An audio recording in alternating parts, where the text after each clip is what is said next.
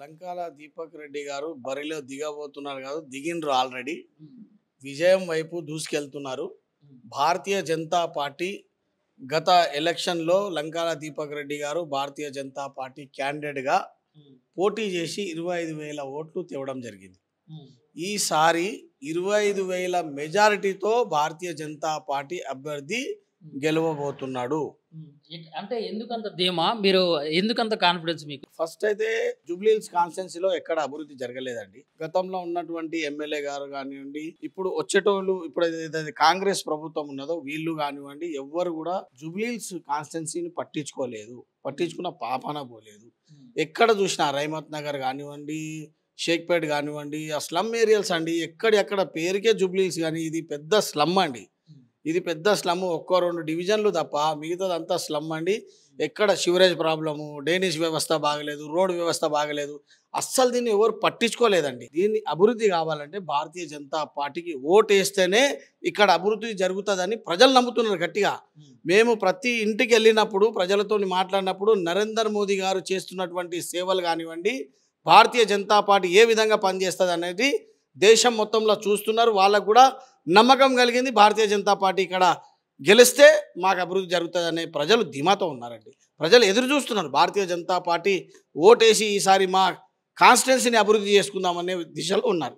అంటే ఇప్పుడు ఎన్నికలప్పుడు కనిపిస్తారు ఇట్లా కమలం జెండా వేసుకొని, మళ్ళీ ఎన్నికల తర్వాత అసలు కనిపించరు. బీజేపీకి సంబంధించినటువంటి కార్యకర్తలు కానీ, కార్పొరేటర్లు కానీ, ఎవరైనా కానీ. ఏం లేదండి, అది కాంగ్రెస్ పాలసీ అండి. ఎన్నికల రావడం, డబ్బులు ఇవ్వడం, డబ్బులతోని గెలవడం, అది Congress policy. Bharatiya Janata party policy అది కాదు. భారతీయ జనతా పార్టీ డబ్బులు ఇవ్వడం కానివ్వండి, ఇంకేదో మభ్యపెట్టడం కానివ్వండి, ఇట్లాంటిది భారతీయ జనతా పార్టీ చేయదు. భారతీయ జనతా పార్టీ కార్యకర్త తన్ మన్ ధన్ తోని వస్తారు, పనిచేసిపోతారు.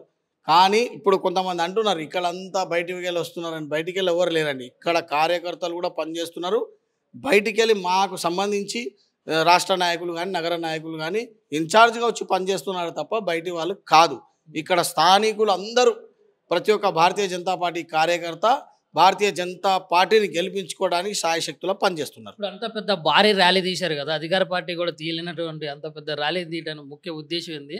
అసలు దాన్ని ఏ కోణంలో చూడవచ్చు?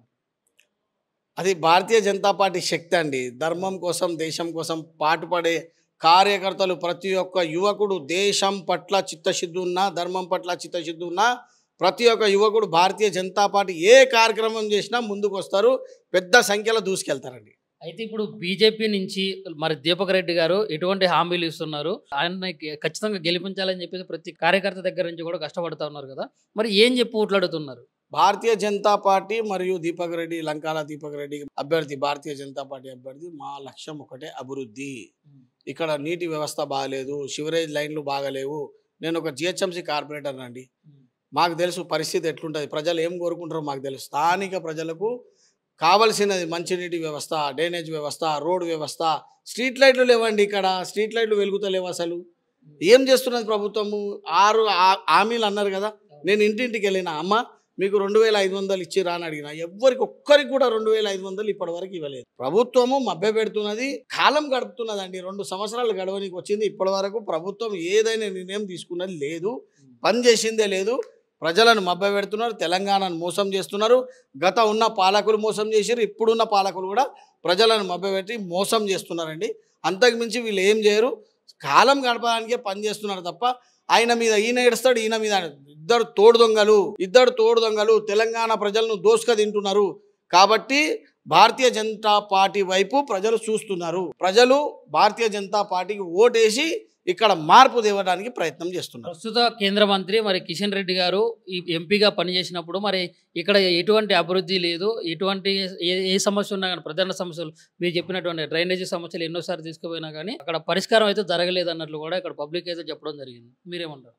జిహెచ్ఎంసీ చేసే పని జిహెచ్ఎంసీ చేయాలండి. కేంద్ర ప్రభుత్వము నరేంద్ర మోదీ గారి స్కీమ్స్ ద్వారా ఎంత లాభం చెందింది అనేది మీ అందరికీ తెలుసు. అదేవిధంగా కిషన్ రెడ్డి గారు సికింద్రాబాద్ పార్లమెంట్లో రైల్వే స్టేషన్లో చూస్తున్నారండి ఏ విధంగా మారినాయి పరిస్థితి చూడండి. మీరు ఇక్కడ చూడండి, మెట్రో కానీ ఏ విధంగా మారినాయి అన్ని. సెంట్రల్ గవర్నమెంట్కి సంబంధించి భారతీయ జనతా పార్టీ, మా కేంద్ర మంత్రి కిషన్ రెడ్డి గారు కానివ్వండి, అందరూ ఖచ్చితంగా పనిచేస్తున్నారు. మా వంతు పని మేము ఎక్కడ పెండింగ్ పెట్టామండి. ప్రతి ఒక్కటి ఇక్కడ రాష్ట్ర ప్రభుత్వం సహకారం లేకనే తప్ప రాష్ట్ర ప్రభుత్వం ఎక్కడెక్కడ సహకరిస్తుందో అక్కడక్కడ రాష్ట్రాలన్నీ బాగుపడ్డాయి. నరేంద్ర మోదీ గారు ఖచ్చితంగా 100% మన తెలంగాణను కూడా ఎంత చేయాలో అంతకు మించి చేస్తున్నారండి. అసలు బీజేపీ అనేది అసలు బరిలో లేనట్లే.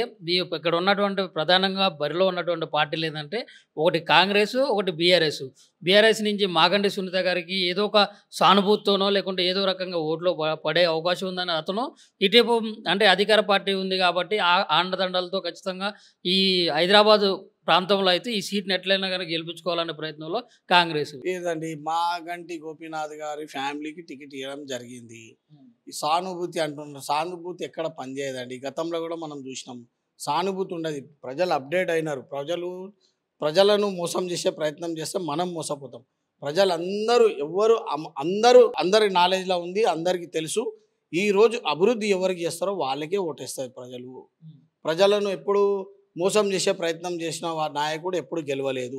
ప్రజల వైపు ఉన్న నాయకుడు, పనిచేసే నాయకుడు, డెవలప్మెంట్ చేసే నాయకుడికి ఓటేస్తుంది ప్రజలు. ఆ దిశలోనే భారతీయ జనతా పార్టీ పనిచేస్తున్నది. భారతీయ జనతా పార్టీకే ఓటేస్తారు ప్రజలు. అంటే మీరు ఇచ్చేటటువంటి హామీలు ఏంది, ఏం చెప్తున్నారు ఫైనల్గా, ఏం చెప్పి మరి మీ వైపు తిప్పుకుంటున్నారు ప్రజల నాడి మొత్తం కూడా? ప్రజలను మేము తిప్పుకునే అవసరం లేదండి, ప్రజలే మా వైపు ఉన్నారు. ప్రతి ఒక్కటి ఏదో చూడండి, మొన్న ఆపరేషన్ సింధూర్ జరిగింది. ఏ విధంగా మనం పాకిస్తాన్ రాక్షసులకు, ఏ విధంగా అయితే టెర్రరిస్టులకు మనం సమాధానం చెప్పినామో దేశం కాదు ప్రపంచ స్థాయిలో చూస్తున్నారు. నరేంద్ర మోదీ గారి స్థాయి ఎక్కడి నుంచి ఎక్కడికి వెళ్ళిందండి? గతంలో ఉన్నటువంటి ప్రధానమంత్రులు ఎవరైనా రెడ్ కార్పొరేట్ పరిచారా అండి? అసలు వాళ్ళు పోతుంటే ఎవరైనా మర్యాద ఇచ్చారండి? అలాంటి పరిస్థితిలో మనం దేశం ఉండేది కాంగ్రెస్ పాలన. ఇప్పుడు దేశ పరిస్థితి వేరండి. దేశ పరిస్థితి వేరు. దేశం ఏ విధంగా అభివృద్ధి చెందుతుంది, ప్రపంచ స్థాయిలో దేశం ఏ విధంగా ఉన్నదో ఈరోజు నరేంద్ర మోదీ గారి వైపు అంతా ప్రపంచమంతా చూస్తున్నదండి. కాబట్టి నరేంద్ర మోదీ గారు చేస్తున్నటువంటి పనులు ప్రజలందరూ గుర్తిస్తున్నారు. భారతీయ జనతా పార్టీకి ఓటేస్తే మా జూబ్లీహిల్స్ కాన్స్టిట్యున్సీ కూడా అభివృద్ధి చెందుతుందనే ధీమాతో ఉన్నారండి.